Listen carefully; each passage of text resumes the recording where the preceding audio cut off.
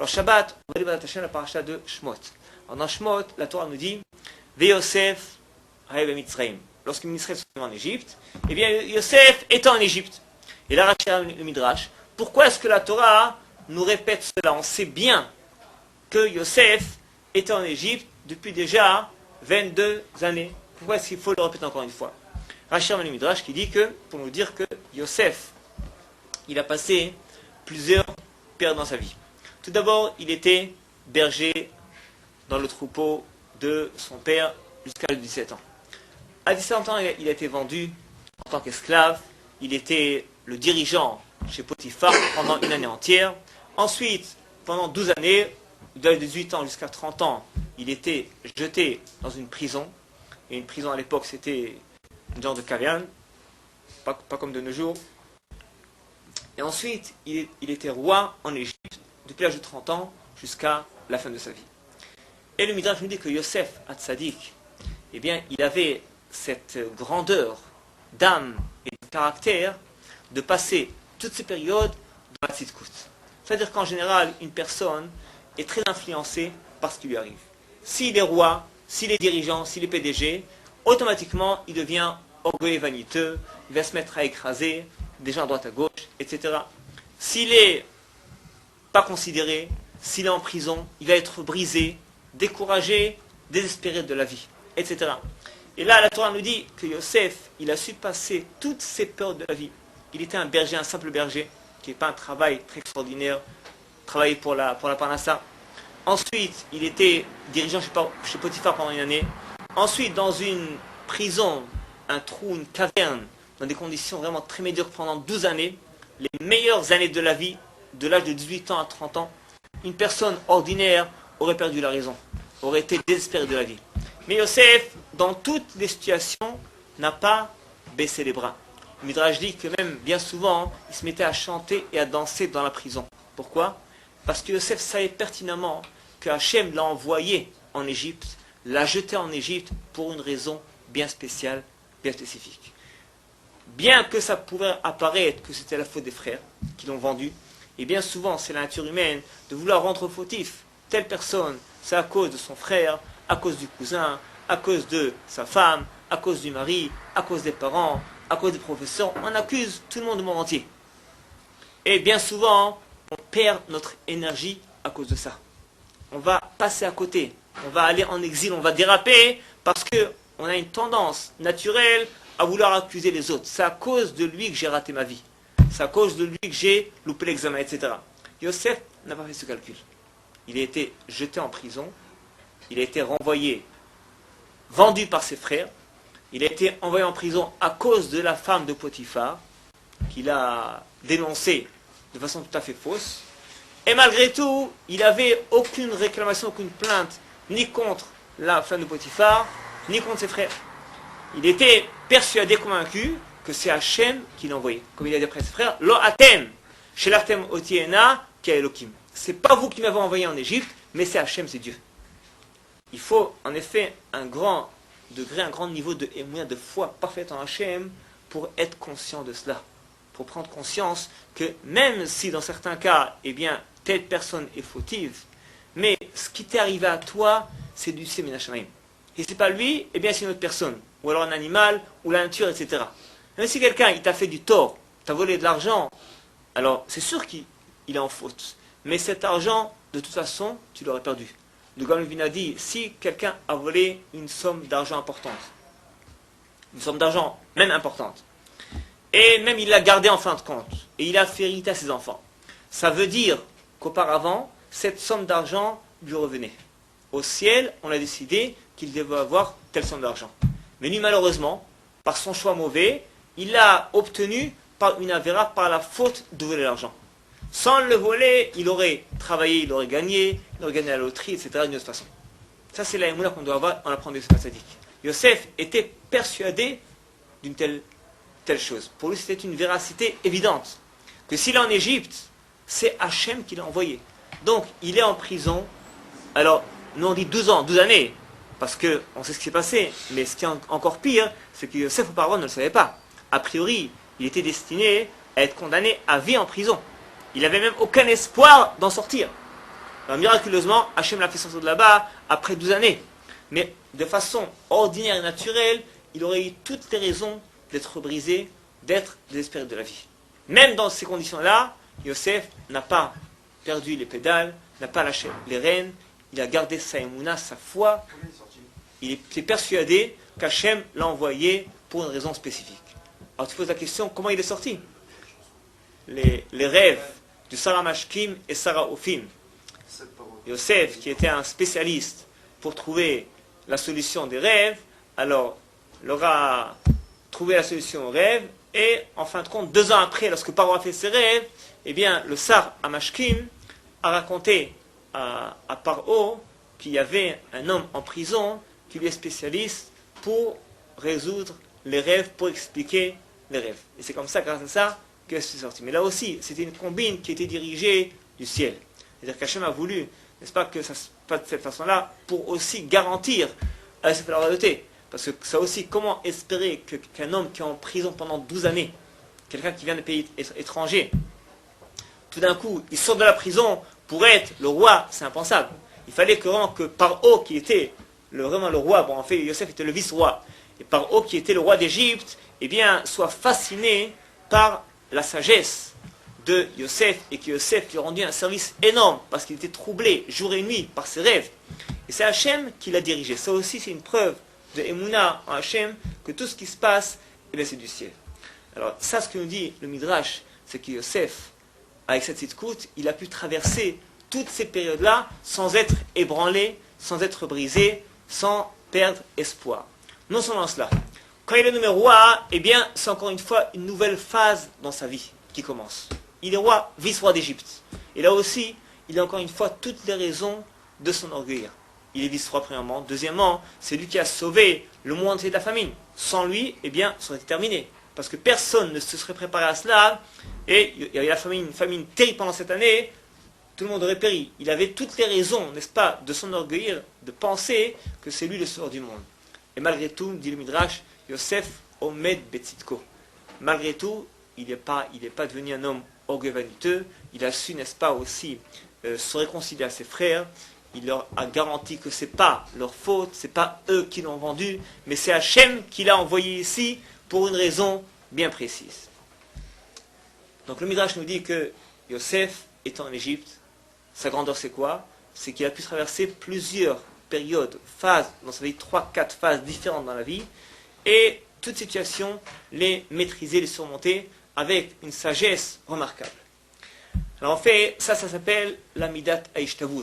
Il dit que une personne, la grandeur d'une personne, Ishtavut, c'est la stabilité, l'égalité. C'est-à-dire quoi? Quelqu'un qui réagit de la même façon lorsque tu lui fais un honneur remarquable ou alors une insulte remarquable. Lorsque tu l'as respecté, honoré devant 1000 personnes, ou alors insulté, méprisé devant 1000 personnes, pour lui c'est exactement pareil. Alors évidemment c'est un niveau très, très élevé, on n'est pas à ce niveau-là, mais c'est important, si on veut avancer dans la vie, de définir quel est le sommet de la montagne, où est-ce qu'on veut arriver. Alors ensuite, on va se frayer un chemin pour y arriver tout doucement, petit à petit, par un travail quotidien toute sa vie. Mais il faut savoir qu'en fait, ça doit être pour nous une des finalités de la vie. De ne pas être impressionné par tout ce qui se passe dans la vie, par les réussites de la vie, ainsi que les échecs. Comme Yosef Hatzadik, c'est que la grande réussite en tant que roi, le grand échec en tant que prisonnier, jeté en prison avec aucun espoir de sortir, eh bien, Yosef n'a pas été ébranlé par cela. Dans tous les cas, il a gardé la maîtrise de soi, il maîtrisait sa personnalité, son caractère, sans déraper ni à droite ni à gauche. Ni s'envoler dans l'orgueil, ni être brisé dans le désespoir, mais chaque fois, il maîtrisait sa façon de penser, de réfléchir et de ressentir tout ce qu'il traversait. Dans le même ordre d'idée, dit le Midrash sur Shlomo HaMelech, c'est en fait Gemara, Sanhedrin Daf Kaf Amud Bet. Dit la Gemara, traité Sanhedrin, page 20, feuille 20, page 2. Nous dit la Gemara que Shlomo HaMelech, il était Melech, était roi. Nous dit la Gemara que au départ, eh bien Shlomo était roi sur le monde entier. ensuite uniquement sur Israël, ensuite sur Jérusalem, ensuite uniquement sur son lit, chez soi à la maison, et ensuite sur son bâton, Malach al-Maklo. Parce qu'en effet, on sait que Shlomo HaMelech a passé plusieurs phases aussi, il a été répudié aussi de la royauté, et ensuite il était aussi pendant un certain temps errant et vagabond, il a perdu la royauté. Et il était Melech al-Maklo, roi sur son bâton. Ça veut dire quoi? C'est quoi? Ça veut dire que même lorsqu'une personne n'a plus rien, il a perdu la royauté mondiale. Il est errant, il est vagabond avec un bâton. Mais il reste Melech. Il reste un roi. C'est quoi un roi? Un roi, c'est quelqu'un qui a une maîtrise de soi. Pas quelqu'un qui est dominé par son instinct et ses pulsions, et par ses tentations et ses loisirs, et ses habitudes, etc. Et s'il n'a pas son café le matin, il est déprimé. S'il n'a pas, n'est-ce pas, le loisir quotidien, il est brisé, il est attristé, etc. Mais c'est un homme qui maîtrise toute situation dans laquelle il est. Même s'il n'a rien, il n'a qu'un bâton avec lequel il est errant, il est en exil, eh bien, il sait comment gérer cette situation de la façon la plus parfaite possible, selon son caractère, ses conditions, selon ce qu'il a comme situation et circonstances. Ça, en fait, c'est la vraie malchoute, c'est la vraie royauté. Un roi, un homme qui est digne d'être roi, c'est pas un homme qui est servi par 200 ou 1000 esclaves, c'est pas ça la royauté. D'abord, il faut être melech alatzmo. Il faut régner sur soi, sur son bâton, sur son lit, quand tu es chez toi à la maison, n'est-ce pas? Au sein de la famille. Quelle est la conduite? Est-ce que tu te maîtrises ou pas? Et c'est là où tu peux, n'est-ce pas, être roi sur Yerushalayim, sur Am Israël et sur le monde entier. La malchoute, la royauté, c'est une maîtrise de soi auparavant. Comme Yosef, qui a su gérer la situation chez son père, chez Potiphar, en prison et en tant que vice-roi. Ne pas être impressionné, ne pas être déboussolé par les différentes phases de la vie, qu'elles soient bonnes ou mauvaises, mais chaque fois bien gérer la situation comme il faut, comme il se doit. Dit le Kadosh, quelqu'un qui n'a rien à manger, parce qu'il est pauvre, il n'a que du pain sec et de l'eau. Eh bien, que faire? Dit le Kadosh, il ne faut pas manger n'importe comment, debout sur un tabouret. Non, il faut dresser une belle table, avec une nappe, s'il a une nappe blanche. Dresser une belle table, assieds-toi sur la chaise, la meilleure que tu as, et fais un repas, comme un repas royal. Avec quoi? Avec du pain et de l'eau. Avec du pain et de l'eau, fais un repas. Fais comme si tu étais un homme riche. Pourquoi? Tout d'abord, là encore une fois, c'est une façon de bien gérer la situation, de te maîtriser, de ne pas être brisé par les conditions misérables et mauvaises que tu as. Mais tu es conscient que tu es habité par une neshama gdosha, une âme sainte, une âme élevée, et cette âme, je dois la respecter. Que j'ai un morceau de pain, ou alors un repas royal, c'est pareil. Parce que mon âme et mon corps, je dois la respecter avec les conditions que j'ai, qu'elles soient que bonnes ou mauvaises. Deuxièmement, dit le Shlomo Kadosh, cette façon de gérer la situation va t'amener la richesse. Comme dit la Gemara, Aniuta azla batar ania. La pauvreté, elle poursuit le pauvre. Ça veut dire quoi? Quand tu te conduis comme un pauvre, eh bien, la pauvreté te court derrière. Tu te conduis comme un riche, sans s'endetter évidemment, eh bien, la richesse va te poursuivre. Tu as uniquement un morceau de pain et de l'eau, tu vas dresser une belle table, la table que tu as, les meilleures conditions que tu as, eh bien, tu t'es conduit de façon royale. Eh bien, cette richesse, elle va te poursuivre et elle va t'attendre en fin de compte. Ça, c'est une façon, n'est-ce pas, extraordinaire de maîtriser ces facultés, ces forces qu'Hachem nous a données, de ne pas être ébranlé par n'importe quelle situation qui se passe un jour ou un autre. Il y a aujourd'hui à Bnei Brak une grande yeshiva Slabodka qui compte environ 400-500 élèves. Cette yeshiva a été il y a quelques dizaines d'années en diaspora, en Europe, et cette yeshiva comptait là-bas aussi 350 élèves. Et lorsque la yeshiva a déménagé de diaspora en Israël à Bnei Brak, eh bien, un des élèves raconte, lorsqu'ils ont inauguré la yeshiva, alors très peu d'élèves ont pu monter avec, il y avait uniquement 4 élèves. 4 élèves et leur yeshiva. Et un des 4 élèves raconte que son maître, le Rosh Yeshiva, eh bien, il a commencé un cours pour inaugurer la yeshiva. Cette façon-là, il a débuté la yeshiva par un cours sur la Gemara. Et il avait une habitude, le Rav, c'est que lorsqu'il rentre au Beth Midrash, eh bien, d'abord il montait sur la petite estrade qu'il y avait, en faisant un Kodesh, il embrassait, n'est-ce pas, il se baissait pour embrasser la parochet du Aron Kodesh, et ensuite il se mettait en face du stander, en face du stander en question, pour commencer son cours de Gemara avec un sérieux et une joie remarquable, avec un rapprochement à Hachem qu'on pouvait sentir et palper. Et c'est qu'elle raconte que son maître, lorsqu'il a fait son cours devant 4 élèves, eh bien le cours était exactement pareil, comme s'il le faisait devant 350. Avec le même sérieux, la même joie, la même façon de se baisser et d'embrasser la palochette. Il n'a pas été dérangé, bien qu'il était habitué pendant des dizaines d'années à donner des cours devant 300-400 élèves. Il n'a pas été dérangé qu'il y a en face de lui uniquement 4 élèves. Là aussi c'est un homme qui n'est pas impressionné, pas dérangé par les conditions extérieures qui sont autour de lui. Il sait qu'il transmet une Torah qui est authentique, qui est véridique, qui est réelle. Alors qu'il la transmet devant 4 élèves, 1 élève ou 1000 élèves, c'est exactement pareil. Ça, n'est-ce pas, si on apprend ça de Yosef Hatzadik et Shlomo Ameler, ne pas être ébranlé, déboussolé par les conditions qui sont bonnes et mauvaises. Pas aussi des fois, un homme il peut être impressionné parce qu'il a devant lui 1000 spectateurs.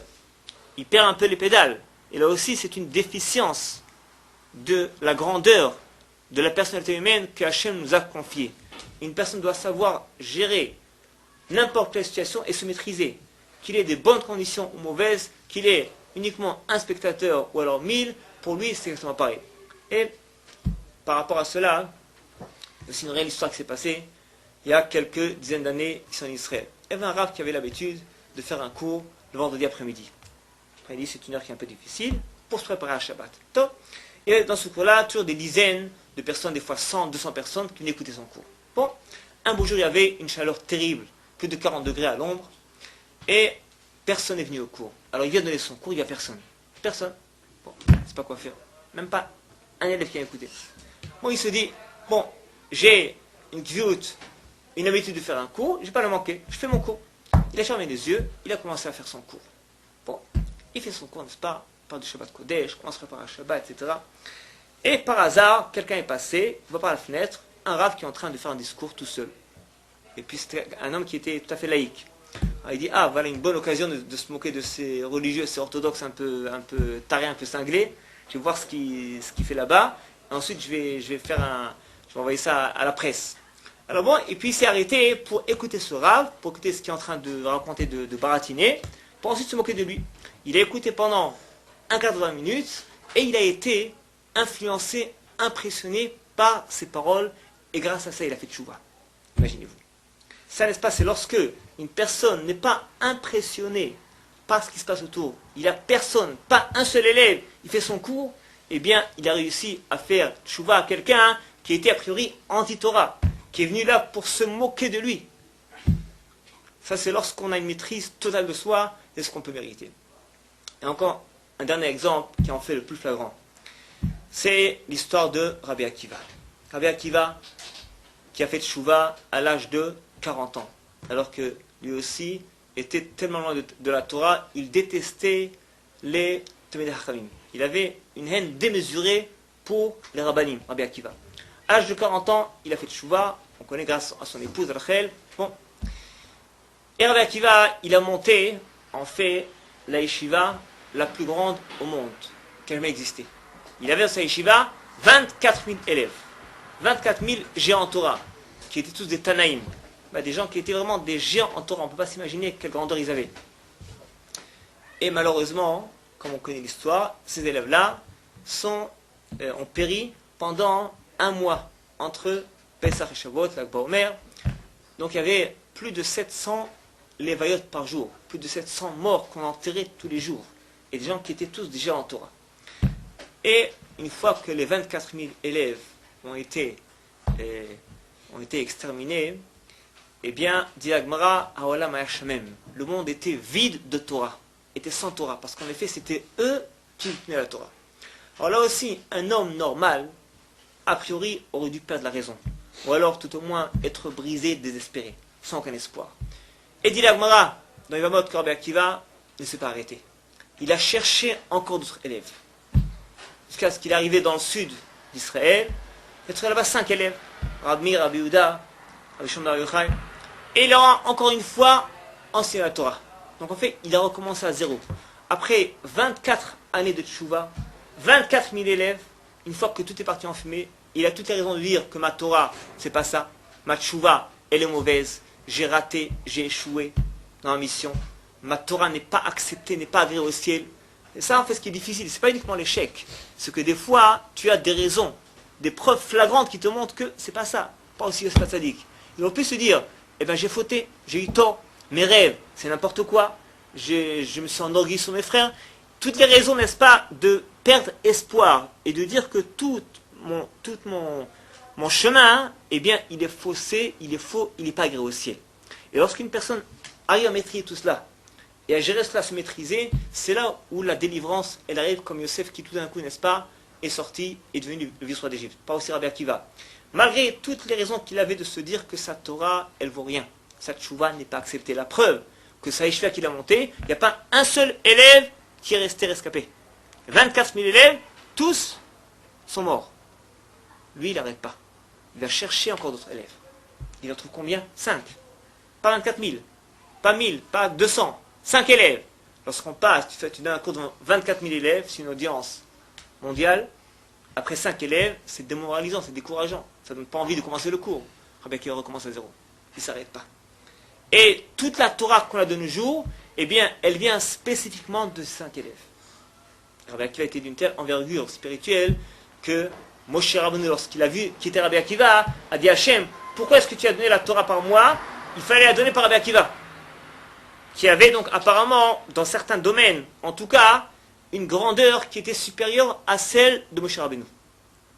Et en effet, c'est Rabbi Akiva qui, grâce à ces forces-là, ne s'est pas désespéré, pas découragé. Il a recommencé à zéro avec 5 élèves. Ça, c'est une personne qui n'est pas ébranlée par tout ce qui se passe. Mais au contraire, il prend espoir. Il sait bien qu'il y a une mission bien spécifique qui l'attend. Même s'il est juste en prison pendant 12 années, il sait que Hachem l'a envoyé pour une mission bien spécifique. Et apparemment, d'après l'histoire qui est arrivée à Yosef, on doit bien comprendre que Yosef a su bâtir pendant ces 12 années cette personnalité de taille, ce caractère tellement costaud et puissant, grâce auquel il a pu mériter d'être le vice-roi d'Égypte pendant des dizaines d'années. C'est-à-dire qu'il a su, n'est-ce pas, ne pas être brisé par les conditions médiocres qu'il avait, mais au contraire, essayer d'exploiter n'importe quelle petite faculté et possibilité qu'Hachem lui a donnée pour se bâtir en sachant pertinemment qu'il y a un grand devoir qui va l'attendre dans quelques années. Ça, on doit savoir de nos jours plus que jamais. C'est que tout ce qui nous arrive, ce n'est pas par hasard. Tout ce qu'on passe dans la vie, chaque jour, chaque année, comme réussite ou comme échec, eh bien, Hachem te prépare à une mission dans 5 ans, dans 15 ans, dans 20 ans, dans 30 ans, on ne va pas savoir. Et tout d'un coup, on va te demander, on va te dire, voilà, tu dois gérer tes situations. Comment? Et là, tu feras appel à ton passé. C'est pourquoi c'est hyper important de savoir qu'il n'y a pas une journée qui est de trop. Il n'y a pas une heure en trop. On doit exploiter son temps de façon maximale possible. Ça, on appelle ça de nos jours la bonne humeur ou mauvaise humeur. Je me suis levé du pied gauche. C'est une phrase qui est anti-Torah. Ça ne veut rien dire pied gauche, bonne humeur, mauvaise humeur. Tu dois tous les jours exploiter ton potentiel au maximum possible. Que les conditions soient bonnes ou mauvaises, peu importe. Ça n'a aucune importance. Aucune importance. Ce que dit Chotalavot, Midat Ishtavut. Que pour toi c'est pareil. Si on va te mépriser ou t'honorer, c'est pareil. Parce que Hachem te prépare à quelque chose. Hachem te demande de faire un tikkun aujourd'hui. Ça a réussi ou ça a échoué, c'est un tikkun. On doit, n'est-ce pas, on doit exploiter son potentiel au maximum possible, en sachant que lorsque je vais réaliser le maximum de ce que je peux dans telle situation, eh bien je fais le plus grand tikkun. Même si j'ai pas de souka, comme le Gombivina, même si j'ai que du pain sec et de l'eau, même si je suis en prison, même si je suis le roi, j'exploite mon potentiel physique, moral, intellectuel, spirituel, de façon maximale. Et là, je suis sûr et certain que je fais le grand tikkun. Le tikkun, où est-ce qu'il est? Je ne le vois pas. Dans 2 ans, je le verrai. Lorsque Yosef, là, il est sorti de la prison, c'est là où il a compris tout ce qui s'est passé. Et il a compris, n'est-ce pas, qu'en effet, Cette prison, c'est ce qu'il a bâti. Une puissance qui dépassait toute l'Égypte. Même Paro, apparemment. Comment est-ce qu'il a fait ça? Parce qu'il n'a pas été brisé. S'il avait perdu espoir, il n'aurait pas pu être le roi. Impossible. Au contraire, lorsque tu sais exploiter les petites conditions, les conditions médiocres et difficiles qu'Hachem t'a données, eh bien c'est là où tu pourras mériter de gérer, n'est-ce pas, un pays entier dans la richesse ou dans la famine. Comment est-ce qu'on peut mériter, n'est-ce pas, de diriger? Shlomo Meler, eh bien, sa faculté d'être roi, parce qu'il savait aussi être le roi sur son bâton. Quand tu sais te maîtriser, être roi sur ton caractère, tes puissances, ton instinct, c'est là où tu peux diriger le monde entier. Ça, c'est la leçon qu'on apprend de Yosef Hatzadik.